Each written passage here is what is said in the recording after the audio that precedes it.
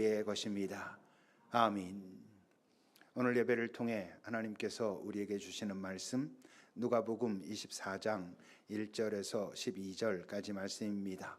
이 살아계신 하나님의 말씀을 황경숙 장로님이 낭독할 때 하나님의 음성을 들으시기 바랍니다.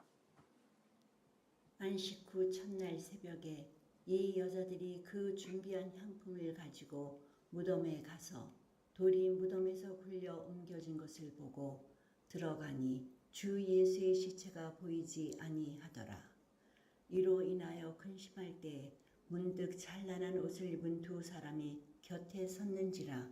여자들이 두려워 얼굴을 땅에 대니 두 사람이 이르되 어찌하여 살아있는 자를 죽은 자 가운데서 찾느냐. 여기 계시지 않고 살아나셨느니라. 갈릴리에 계실 때에 너희에게 어떻게 말씀하셨는지를 기억하라. 이르시기를 인자가 죄인의 손에 넘겨져 십자가에 못 박히고 제3일에 다시 살아나야 하리라 하셨느니라 한데, 그들이 예수의 말씀을 기억하고 무덤에서 돌아가 이 모든 것을 11사도와 다른 모든 이에게 알리니, 이 여자들은 막달라 마리아와 요한나와 야고보의 모친 마리아라. 또 그들과 함께한 다른 여자들도 이것을 사도들에게 알리니라. 사도들은 그들의 말이 허탄한 듯이 들려 믿지 아니하나 베드로는 일어나 무덤에 달려가서 구부려 들여다보니 세마포만 보이는지라. 그 된 일을 놀랍게 여기며 집으로 돌아가니라. 아멘. 하나님의 말씀입니다. 하나님 주의 말씀 앞에 우리가 또 섭니다. 생명의 말씀이, 그리고 우리 각자를 향한 주의 말씀이 우리 각자에게 잘 들려지게 하옵소서. 겸손하게 몸과 마음과 영혼의 무릎을 꿇고 주의 말씀에 귀 기울이오니 우리가 듣고 깨닫고 그리고 결단하고 살아가게 인도하소서. 함께 모으는 예물이 하나님 나라의 영광이 되기를, 그래서 이 땅에서 바로 하나님 나라의 사랑과 평화의 열매가 맺히기를 간절히 바랍니다. 예수님의 이름으로 기도합니다. 아멘.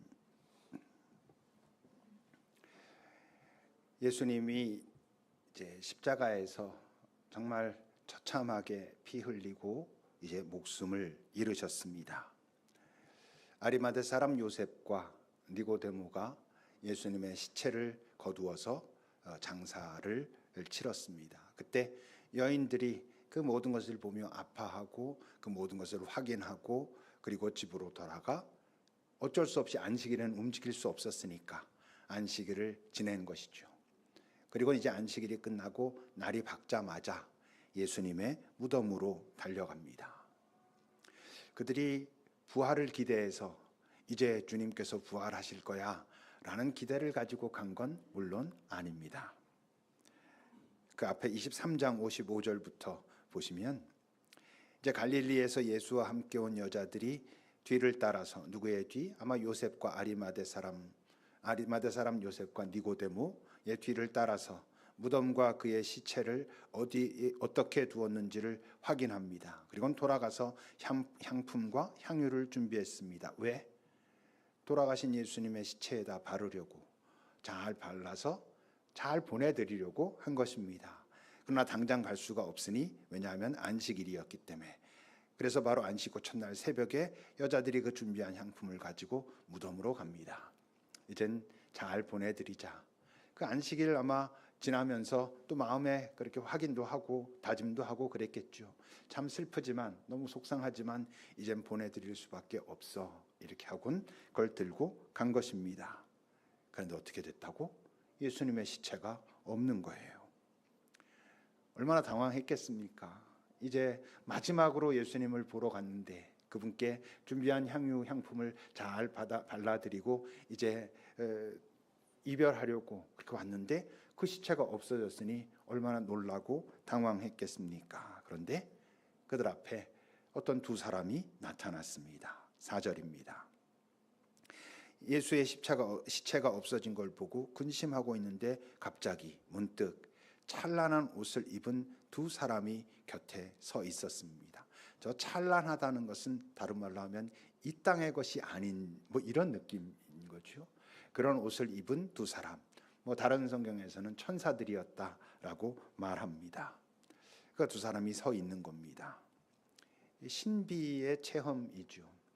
이런 것을 보고 이게 구체적으로 어떤 모습이었느냐, 진짜 나타난 거냐, 환상이었느냐, 이런 걸 따지는 건 의미가 없습니다. 그냥 명확하게 하나님께서 보내신 하나님의 사람이라는 것을 그들은 알았고, 그리고 하나님께서 무엇을 말씀하시고자 하는지 들었다. 이것이 중요한 것이지 그 형태가, 양태가 어땠느냐는 중요하지 않죠. 이런 경우들이 성경에 몇 번 나오지 않습니까? 예수님의 어머니 마리아가 성령으로 잉태될 것이다 라고 할 때 그때 천사가 나타나서 그것을 전하죠. 또 예수님께서 베드로와 야고보, 요한 세 제자를 데리고 변화산에 올라갔을 때도 거기 엘리야와 모세가 나타나는 어떤 모습이 나오죠. 이제 그것들이 전부 신비의 체험인 것입니다. 명확하게 지금 예수님께서 모세와 엘리야라고 하는 구약의 대표적인 인물들과 뭔가 지금 나타내 보이신구나. 그들이 나타나서 예수를 하나님의 아들인 것을 다시 인정하고 이런 어떤 것을 하고 있구나가 명확하게 그들에게 이제 다가온 것이지요. 그리고 이제 그런 순간은 뭘 의미합니까? 어떤 반전이 시작된다는 것을 의미합니다. 전혀 예상하지도 생각하지도 못했던 어떤 순간 하나님께서는 어떤 반전을 일으키고 계시는 거죠. 그 반전은 당연히 뭐겠어요? 절망했던 자들이 소망을 가지고 어둠에 있던 자들이 빛으로 나아가는 그런 반전이 일어납니다. 근데 하나님께서 일으키시는 반전은 절망했던 자들이 소망을 갖는다 그랬을 때 이제 우리 집이 이렇게 망했구나 그랬다가 이제 살 수 있겠구나 이것도 포함되겠지만 궁극적으로 하나님의 반전은 그런 것과는 차원이 다른 것이죠. 이들이 지금 절망하고 있는 것은 사실 예수님이 죽었기 때문이고, 좀 더 넓게 보면 이분이 이스라엘 나라를 회복할 줄 알았는데 그러지 못하고 그냥 끝났구나라고 하는 절망이었지만, 이제 갖게 되는 소망은 이제 이분이 이스라엘 나라를 회복하겠구나라고 하는 이전에 가졌던 소망입니까? 아닙니다. 그 소망을 훨씬 뛰어넘는 영원히 실제구나, 이분이 말씀하셨던 생명이 진짜구나를 확인하게 되는 전혀 다른 차원의 소망으로 나아가는 그런 반전이 일어나는 것입니다. 영성적으로 말하면 어둠에 눌려있던 영혼이 빛을 맞이하게 되는, 빛을 경험하게 되는 그런 것이죠. 어둠에 눌려 탄식하고 있던 우리 인간들의 영혼이 빛 대신, 바로 그 빛 대신, 생명 대신 영혼으로부터 오고 있는 그 밝음을 경험하는 그런 시작의 순간입니다. 그런 순간은 당연히 사람들에게 첫 번째로 오는 느낌은 뭐겠어요? 두려움인 것이죠.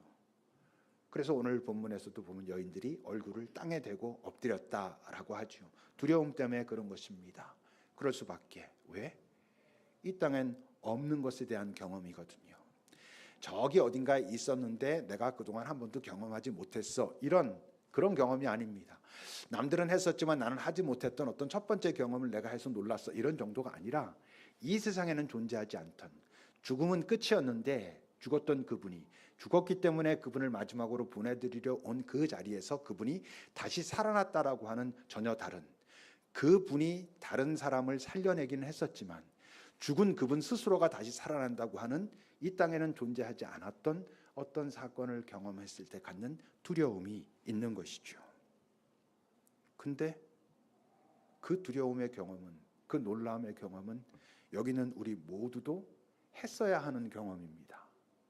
만약 우리가 예수를 믿는다면, 예수를 믿는다는 의미 속에 있는 이 땅이 전부인 줄 알고 살다가 영원히 있다는 것을 인정하게 되는, 그것을 인정하게 되기까지 생명의 주님을, 예수 그리스도를, 성령을 체험했다면 그 안엔 두려움이 있는 것입니다.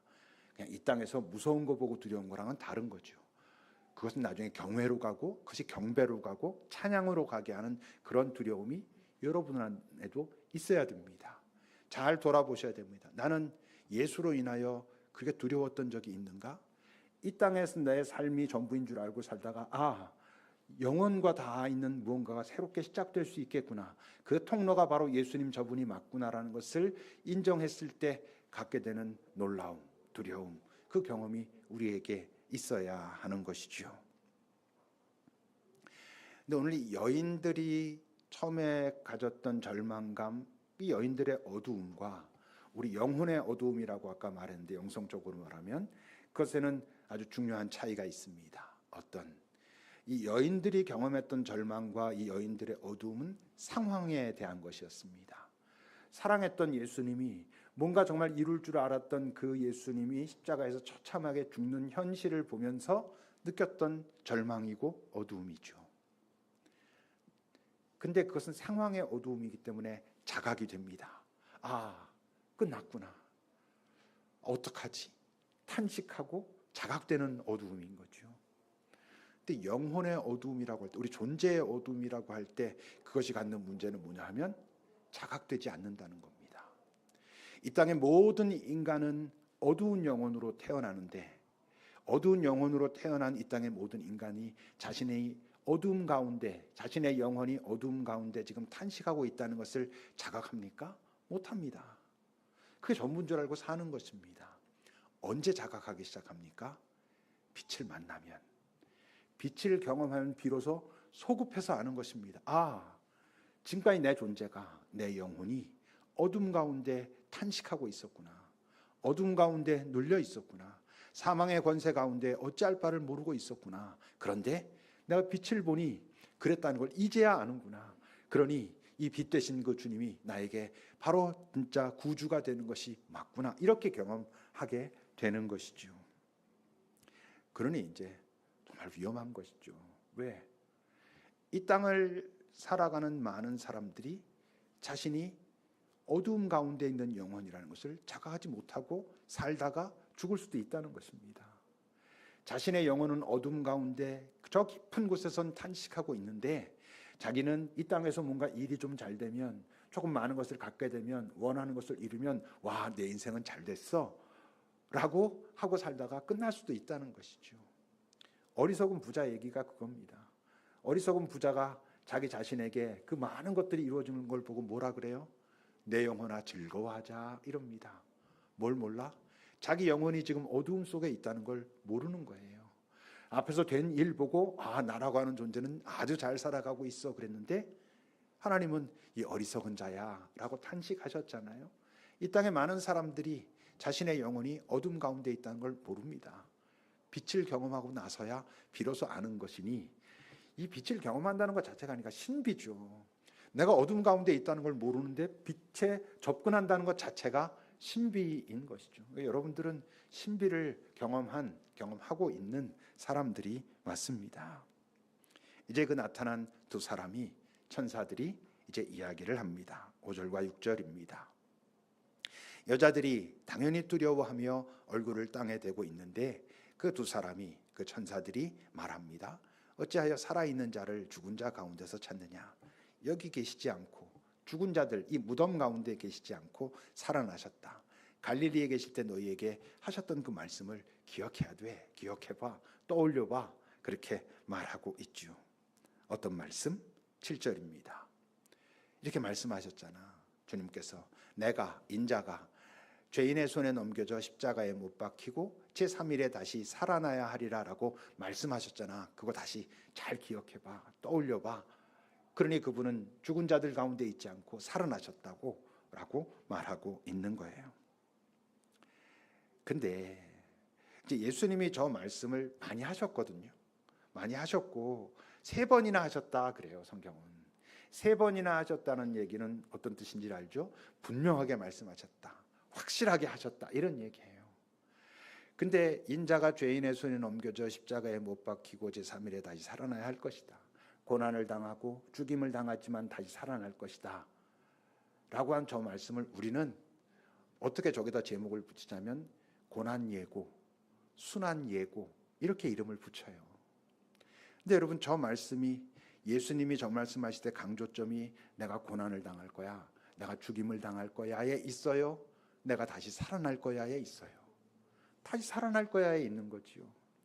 그러니까 저 말씀은 굳이 붙이자면 고난과 부활을 예고하셨다라고 하든지, 하나만 얘기한다면 어디에 강조점을 둬야 돼? 부활을 예고하셨다라고 하는 게 맞는 것이죠. 부활을 예고하셨지만 이제 모르는 거예요. 그렇게 들리지가 않는 거예요. 마태복음 17장을 보십시오. 갈릴리에 모일 때 예수님께서 실제로 하신 말씀이죠. 제자들에게 인자가 장차 사람들의 손에 넘겨져서 그래서 고난을 당할 것이고 십자가에서 죽임을 당할 것이고 제3일에 살아날 것이다 라고 말씀하셨어요. 그러면 제자들이 어떻게 해야지, 우리 입장에서 지금 볼 때는 어떻게 해야지 정상이에요? 다시 살아나신다고요? 다시 살아나신다는 게 뭡니까? 이래야 정상일 것 같은데 이들은 매우 심히 근심했다 그래요. 왜? 제3일에 다시 살아나리라는 얘기는 들리질 않는 거죠. 그것은 자각되질 않는 거죠. 지금 이들에게는 뭐만 꽂히고 있어? 고난을 당하고 십자가에서 죽을 것이다가 꽂히니까 그럼 어떻게 되는 거지? 이렇게 되는 거고, 그러니 베드로가 예수님 멱살 잡고 흔들면서 그런 일은 있으면 안 됩니다 이렇게까지 말하는 거예요. 여러분, 아예 모르면 그런 일은 있을 거라고 생각도 하지 않는 어떤 이야기는 내게 실제적으로 들리지 않아요.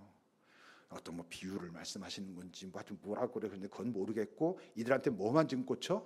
고난을 당하고 죽을 거라고 하는 것만 들리니 이게 근심이 되는 것이죠. 근데 이제 8절입니다. 그 천사들이 하는 이야기를 기억하라고 예수님이 이렇게 말씀하셨잖아 라고 했을 때 이들이 그 말씀을 기억해냅니다. 지금 이 여인들에게 꽂히는 건 뭐겠어요? 이 여인들은 비로소 그분이 고난을 당하고 죽임을 당한다 했지만 제3일에 다시 살아나야 된다고 하신 말씀이 실제라고? 진짜 벌어질 일을 그분이 먼저 말씀하신 거라고? 그랬을 거 아니에요. 그러니까 지금 이 여인들은 이제 와서 비로소 부활이라고 하는 그 단어가 제3일에 3일 만에 내가 다시 살아나야 할 것이다 라고 하신 그 말씀이 이제 다시 기억나는 거예요. 지금은 고난당하고 십자가에 죽을 것이다 보다 부활하실 거라고 말씀하신 그 말씀이 확 다가오게 되는 것이죠. 그뿐만이 아니에요. 이 여인들은 지금 누가복음에는 나오지 않지만 예수님을 실제로 만나죠. 마태복음 28장입니다. 그 여자들이 이제 천사들이 하는 그 얘기를 듣고 무서움과 큰 기쁨으로, 이게 신비를 경험했을 때 경험하는 느낌 두 가지입니다. 전혀 다른 것 같은 거죠. 무서움과 큰 기쁨. 하나님이라고 하는 존재를 우리가 만나게 되면 그분 앞에 깊은 두려움과 또 기쁨, 감사, 놀라움 이런 것들을 경험한다고. 두려움과 기쁨이 합쳐진 걸 뭐라고 한다고? 경외심이라고 하는 거예요. 두려운데 도망갈 수 없어요. 그분을 인정하고 그분을 예배하고 찬양하게 되는 그 마음인 거예요. 그렇게 무덤을 떠나서 제자들에게 알리려고 가는데 예수께서 그녀들 앞에 나타나셨어요. 선물이죠. 그들의 그 진실된 당신에 대한 사랑에 대한 저는 선물이라고 생각해요. 평안하냐 물으시니 여자들이 확인하고 천사의 이야기도 들었고 이제 실제로 확인하니 그 앞에 나가서 그 발을 붙잡고 두렵지만 진심으로 예배하는 거예요. 그때 예수님께서 말씀하시죠. 무서워하지 마라. 형제들에게 가서 갈릴리로 가라고 하라. 거기서 나를 볼 것이라고 전에도 말씀하셨던 그 말씀을 하시는 거예요. 이 여인들이 처음에 천사들을 만나기 전엔 빈 무덤을 보고 놀라고 천사들을 만나고 당황하고 그 이야기를 듣고 진짜라고, 그리고 달려가다 예수님까지 만났어요. 그리고 이제 제자들에게 알리라 하니 그리로 갈 거 아니에요. 가면서 여러분 얼마나 그 여러 생각들이 났겠어요. 이게 지금 무슨 일이지? 라고 하면서 그동안 예수님과 나눴던 많은 이야기들이 다시 새롭게 막 생각났을 거 아니에요. 근데 여러분 그 생각났을 여러 말씀 중에 분명히 임팩트 있게 아주 분명히 생각났을 말씀이 있어요. 요한복음 11장. 예수께서 이르시되 나는 부활이요 생명이니 나를 믿는 자는 죽어도 살겠고 살아서 나를 믿는 자는 영원히 죽지 아니할 것이다 라고 하신 이 말씀. 이 말씀은 물론 나사로가 죽은 다음에 마르다와 마리아와 관련돼서 하신 말씀이지만 이 말씀을 거기서 한 곳에서만 했겠어요? 여러 곳에서 나는 부활이요 생명이니 나를 믿는 자는 죽어도 살겠고 살아서 나를 믿는 자는 영원히 죽지 않을 것이다. 그래서 믿느냐? 라고 물으셨을 거예요. 이 말씀이 이 여인들이 가면서 당연히 떠올랐겠지. 왜냐하면 저 말씀하실 때 저게 무슨 말인지 알았던 사람이 어디 있겠어요. 죽어도 살겠고 살아서 믿으면 영원히 죽지 않는다니, 도대체 이게 뭔 소리야 이랬을 텐데 이제 확 느끼는 거죠. 저기선 네가 믿느냐 그랬지만 이 여인들에게 지금 저 말씀하신 뭐라 그랬어요? 믿다니요. 제가 확인했는데 이제 저는 알지요. 제가 이제 무언지 정말 알겠습니다. 이렇게 되는 거죠.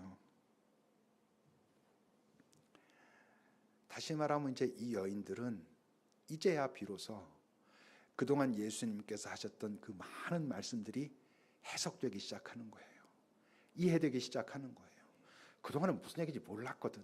그냥 그분이 말씀하시는 것 중에 어떤 부분들은 이 땅에 대한 얘기들이잖아. 이렇게 살아야 돼, 이렇게 살아야 돼 하는 얘기들인데 그 얘기들조차도 저게 정말 그렇게 살 수 있다고 그랬었는데, 더군다나 영원과 관련된, 생명과 관련된 그 얘기들은 정말 이해할 수 없었는데 이제 그게 다야 이해했겠어요? 그래도 이전보단 비교할 수도 없게 살아계신 주님을 확인했으니까 이젠 그것이 해석되고 이해되고 그러고 있는 거예요. 여러분, 그러니 그게 막 해석되고 이해되고 살아나신 주님을 보고 막 그게 다 이게 이거였다고 얼마나 심장이 뛰면서 갔겠어요. 여러분, 우리가 기도하면서 말씀 묵상한다고 말씀 묵상하다가 그 말씀 내게 확 다가올 때도 깊은 감동이 있는데, 놀라움이 있는데, 아니 설교 준비한다고 낑낑거리고 있다가 어느 날 그 말씀이 휙 오면서 이번엔 이거를 말씀하고 계시구나를 느껴도 제 안에 막 감동이 있고 심장이 뛰는데, 더군다나 살아계신 주님을 확인하고 난 후에 그 주님이 하신 말씀들이 해석되고 이해되면서 이 여인들이 얼마나 놀라고 그야말로 미친 듯이 심장이 뛰었을 거 아니에요. 가서 그걸 전해요. 근데 어떻게 돼? 9절부터입니다.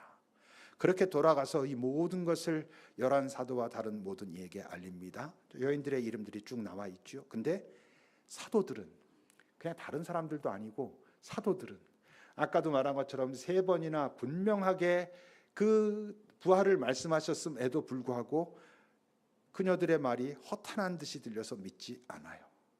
허탄한 듯이 들렸다는 저 영어는 넌센스예요. 말이 안 되는 거지.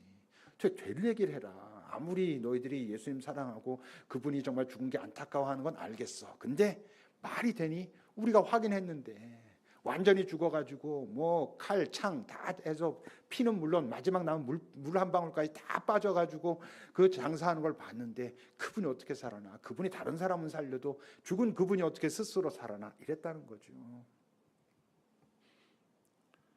그래서 당연하지 않아요? 저걸 듣고 할렐루야 이러는 게 더 이상하죠. 아무리 그랬어도 아까도 말한 것처럼 그 말씀 하셨지만 그 마지막 끝부분에 하신 3일에 살아나리라 하는 얘기는 이들에게 들려오지 않았거든. 인식돼 있지 않았거든. 여기에 새겨지지 않았거든. 그분이 정말 말씀하신 대로 고난당하고 십자가에 죽으셨구나, 이렇게 끝났구나 이러고 있는 거거든. 근데 살아났다고 하니 허탄한 듯이 들리는 거죠. 넌센스로 들리는 거죠. 그래서 복음이 예수는 그리스도, 그가 죽음을 깨뜨리고 부활하신 생명의 주님, 이게 이제 우리가 복음이라고 하는 거잖아요. 그래서 이 복음은 설명하는 게 아니에요. 복음은 어떤 사람을 설득하는 게 아니에요. 막 말로. 이 복음을 설명하면서 성경을 갖다 대고 성경에 이렇게 써 있잖아, 이것도 넌센스예요. 바로 성경을 인정하는 사람들한테나 성경이지, 성경을 인정하지 않는 사람들에게 그게 무슨 하나님의 말씀이고 진리의 말씀이고 그러겠어요. 성경을 들이대면 성경에 이렇게 써 있잖아, 그래 너희나 그렇게 믿어, 이렇게 되는 거예요. 못 믿는 게 당연한 것이지요. 그래서 복음을 전파한다라고 하는 헬라어 단어가 캐리그마예요. 캐리그마라고 하는 뜻은 설명, 설득 이런 뜻이 아니고 선포, 선언 이런 뜻이에요. 선포하는 거예요. 주님은 죽음 가운데 부활하신, 그래서 우리에게 생명을 주신, 우리에게 영원을 약속하고 영원으로 인도하는 그런 분이야 라고 선포하는 거예요. 어떻게 그걸 받아들이겠어요? 사람들이 못 받아들이죠. 지금 예수님이랑 몇 년 동안 같이 했던 사람들도 허탄한 듯이 듣고 있는데, 넌센스라고 하는데 전혀 관계없는 사람들한테 우리가 가지고 예수는 부활하셨어, 생명의 주님이고 영원을 우리에게 약속하셨을 때 그래? 나도 그러면 믿어야지, 이게 가능하겠냐고요. 가능하지 않아요. 더군다나 요즘 시대에 그 2000년 전 예수가 죽었다가 부활해서 그분이 우리에게 생명을 주셔서 이렇게 해라고 하는데 오 할렐루야 이게 없어요. 삶의 어떤 현실이 어때가지고 그때 딱 뭐 하나님의 어떤 은총일 수 있죠. 일반적으로는 그럴 수 없어요. 오늘 이제 누가복음에도 이 여인들의 이름이 하나하나 다 나와 있잖아요. 이건 무슨 뜻이에요? 이 여인들이 그 초대교회 시대에 유명 인사였다는 거예요. 누가복음은 예수님이 떠나가신 지 한 50년쯤 지난 80년 이후에 기록된 책이에요. 그 50년이 더 지난 80년 이후에 기록하면서도 그 여인들의 이름 하나하나를 다 기록하는 건 그들이 유명 인사였다는 거예요. 당연히 유명 인사겠지. 근데 여러분, 이 여인들이 오늘 그 무덤에서 다시 살아나신 예수님을 경험하고 사도들한테 가서 전하고 뭐 이렇게 하고 난 다음에 정신 차리고 그들의 이후의 삶은 어떤 삶이었겠어요? 자신들이 경험한 오늘 사건을 간증하는 삶을 살았겠지. 여기저기 다니면서 이거 간증하면서 살지 않았겠어요? 내가 당연히 나도 예수님 죽은 줄 알고 죽었다고 인정하고 잘 보내드려야지. 그리고 내가 향품이랑 이런 것들 이제 들고 갔다니까. 근데 안 계시더라고. 근데 어떤 천사들이 나타나가지고 그런 말 해가지고 전하러 가는데 예수님이 실제로 나타나셨어. 설명? 설득? 어떻게 되겠어요? 선언하는 거죠. 고백하는 거죠. 내가 그거 봤어. 고백하는 거지. 그런데 지금 이 여인들이 그 얘기를 여러 곳에서 하고 다녔을 텐데 그 얘기를 사람들이 들으면서 맞네. 네가 하는 말이 맞겠네.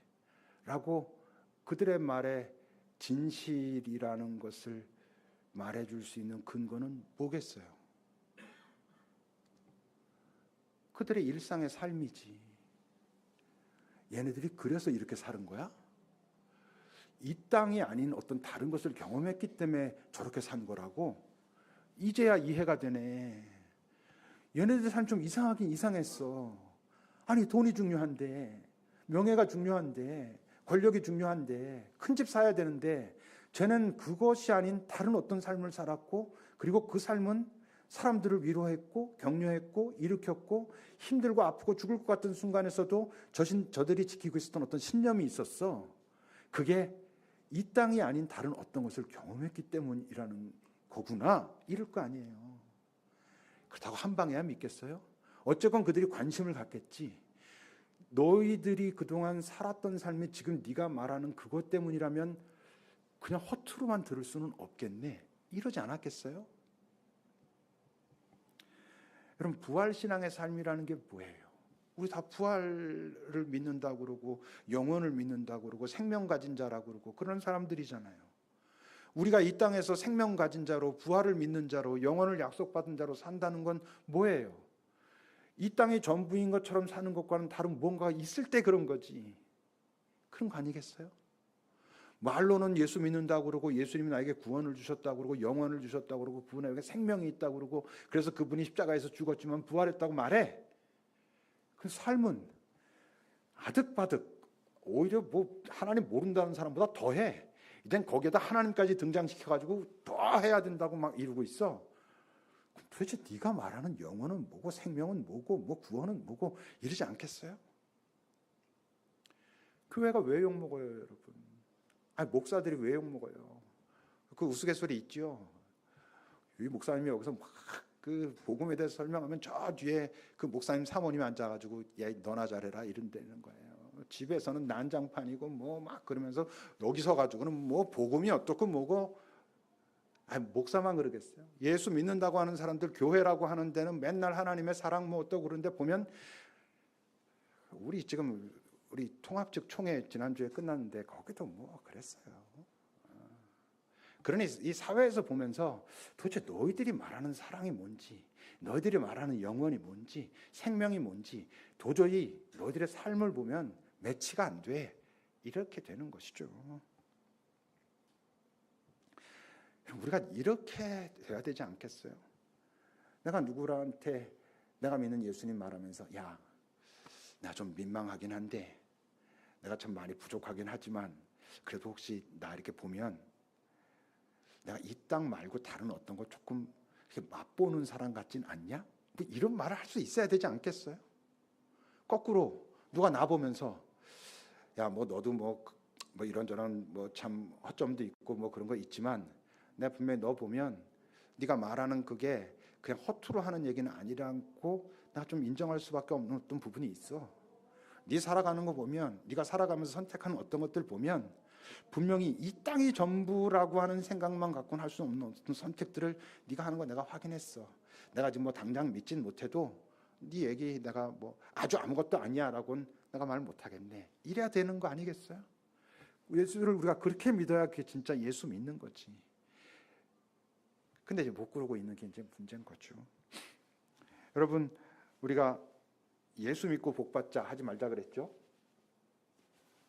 예수 믿고 복 받자 아니라고요. 어떻게 얘기해야 된다고? 예수 잘 믿는 복 받자 이래야 되는 거예요. 예수 잘 믿는 게 복이에요. 예수 잘 믿었을 때 우리가 경험하게 되는, 이 땅에서 경험하게 되는 하나님의 복이 뭐야? 부자 되는 거예요? 아니에요. 큰 권력 갖고 명예를 얻고 건강한 거예요? 아니에요. 이 땅에서 예수 잘 믿고 우리가 받게 되는 하나님의 복은 돈이 많아지고 뭐 건강해지고 뭐 큰 권력을 얻고 좋은 대학 가고가 아니고 그것들로부터 돈, 명예, 권력, 건강 이런 것들로부터 자유로워지는 거예요. 점점 거기에 얽매이지 않는 거예요. 그거 있는 게 좋죠. 좋지만 그것을 얻기 위해서 그걸 갖겠다고 하나님과 관계된, 영혼과 관계된 것을 갖다가 포기하지 않는 그런 삶을 사는 거예요. 점점 자유로워지는 것이죠. 근데 여러분, 이 세상에 여전히 득세하고 있는 악의 세력, 그 악의 세력이 여러분 누구를 두려워하고 경계하겠어요? 돈 많은 사람? 권력 가진 사람? 우리 대한민국 대통령을 이 세상의 악의 세력이 두려워하겠어요? 120세까지 건강하게 살다가 뭐 8899 뭐 그런 얘기 하잖아요. 그래 딱 하는 거, 그게 정말 복이라고 딱 그러겠어요? 아이, 뭐 좋은 거지. 근데 그게 본질이라고, 인간 복에? 아니에요, 여러분. 그것들로부터 오히려 자유로워진 자들에 대해서 악의 세력은 경계하고 두려워하는 거예요. 쟤는 왜 여기에 매이지 않지? 왜 돈에 얽매이지 않지? 쟤는 왜 학벌에 얽매이지 않지? 쟤는 왜 건강에 저렇게 자유롭지? 차이는 있겠지만 말이에요. 그리고 여러분, 돈, 명예, 권력에 집중해가지고 사는 사람이 이 땅에서 잘 살 것 같아요? 그걸로부터 잘 자유로운 사람이 잘 살 것 같아요? 자유로운 사람이 잘 삽니다. 그게 자족하는 기쁨, 그거 경험하면서 사는 거예요. 저 이렇게 말하면 여러분들 어떻게 말할지 모르겠어요. 제가 뭐 허접하죠. 조금 많이 부족합니다만 여러분 조금은 그래도 목사님 영혼을 조금 맛보고 있는 것 같긴 해. 뭐 이런 거 일도 없으면 나 그만두라 그러세요. 그냥 그거 일도 없는데 어떻게 이걸 하겠어? 여러분 여기 따면서 목사님 저 앞에서만 저래 이러면 큰일 나는 거죠. 망하는 거죠. 우리 같이 망하는 거니까. 여러분, 영혼을 안다면 영혼을 아는 자답게 살 때 이 땅에서도 잘 살 수 있어요. 이건 너무나 분명히 그래요. 저도 뭐 산전수전 꽤 겪지 않았겠어요? 점점 더 알겠어요. 영원 내가 경험하고 있는, 그건 설명할 수 없는, 아는 자만, 경험한 자만 아는 거기에 내가 더 가까이 갈수록 내 삶은 이 땅에서 평안해요. 멀어질수록 갈등하고 고민하고 죽을 것 같고 이래요. 전 여기 있는 여러분들이 부활을 단순히 아는 게 아니라 부활을 살 수 있기를. 예수 부활의 증거가 뭐라고? 성경? 아니에요. 예수 부활의 증거는 여러분들의 삶이에요.